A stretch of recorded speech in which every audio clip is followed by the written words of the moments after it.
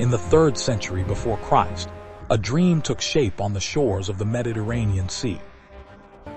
Ptolemy I, heir to Alexander's empire, wanted to build something that would outlast stone. He would gather every book ever written, every thought humanity had dared to think. The Library of Alexandria.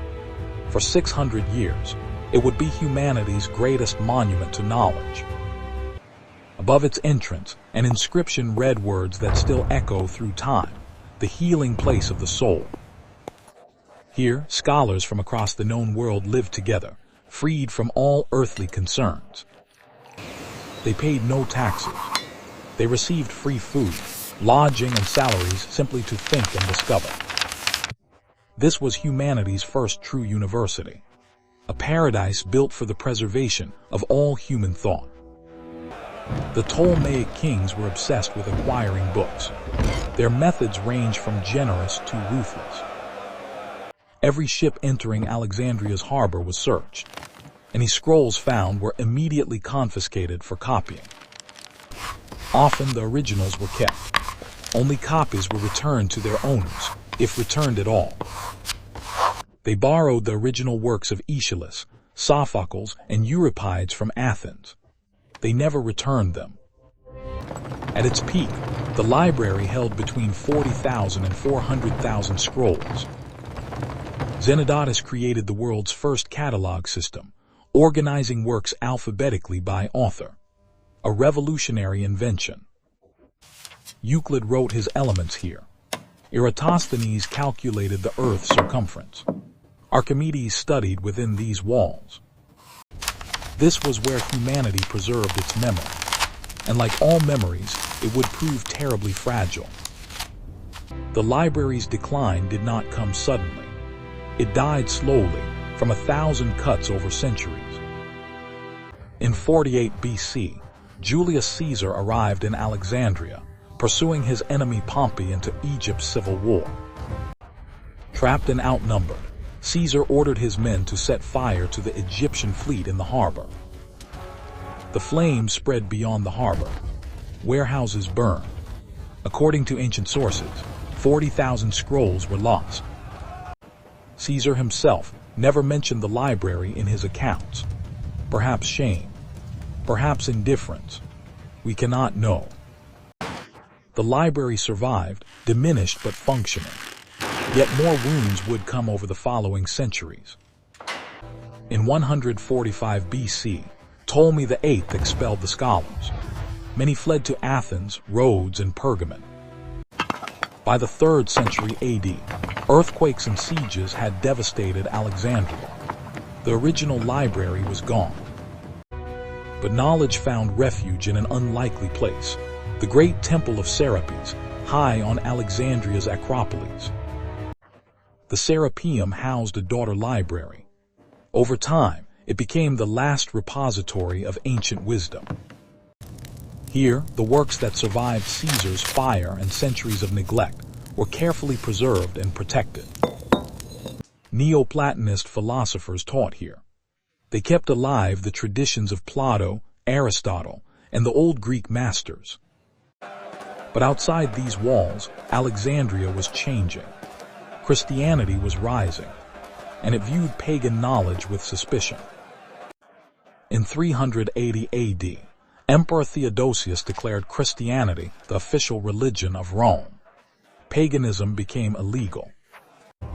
The Serapeum became a target. Its temple held old gods. Its library held old ideas. And in 391 AD, a bishop named Theophilus would set in motion its final destruction. Theophilus was ambitious. He saw the destruction of paganism as his divine mission and political opportunity. He requested permission from Emperor Theodosius to convert an abandoned pagan temple into a Christian church.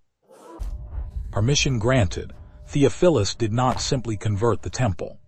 He staged a deliberate act of humiliation.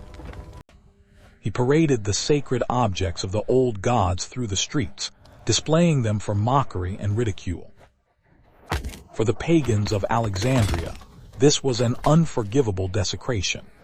Their rage exploded into violence.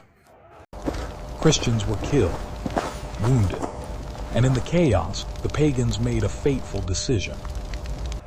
They retreated to the only fortress left to them, the great Serapeum, temple of their god.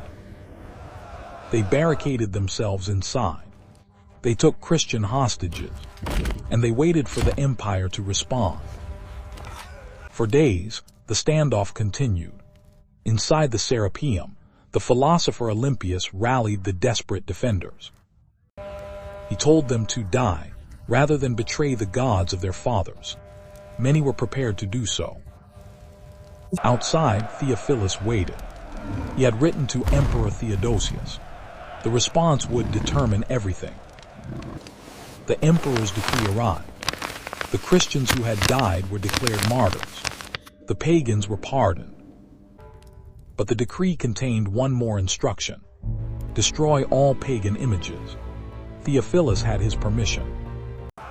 The Christians, shouting their joy, surged up the 100 steps toward the Temple of Serapis. Roman soldiers joined them. The barricades that had protected ancient knowledge for days finally gave way.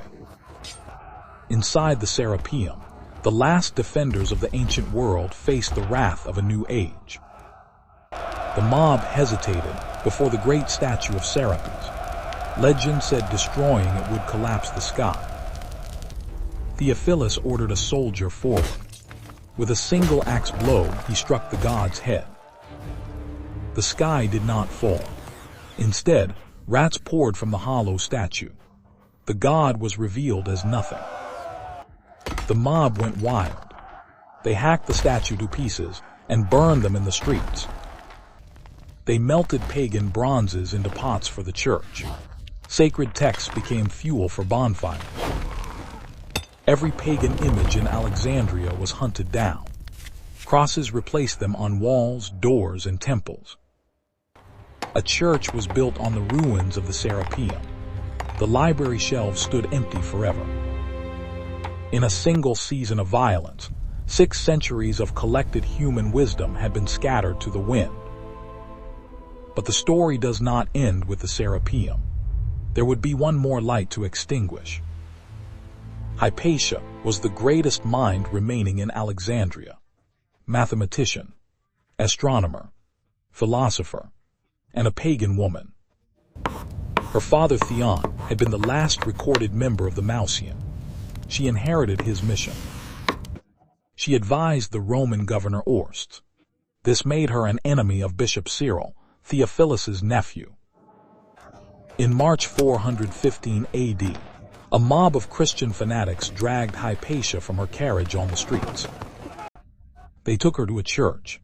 They murdered her with roof tiles. They burned what remained. With Hypatia died the last connection to the Library of Alexandria. The ancient world fell silent.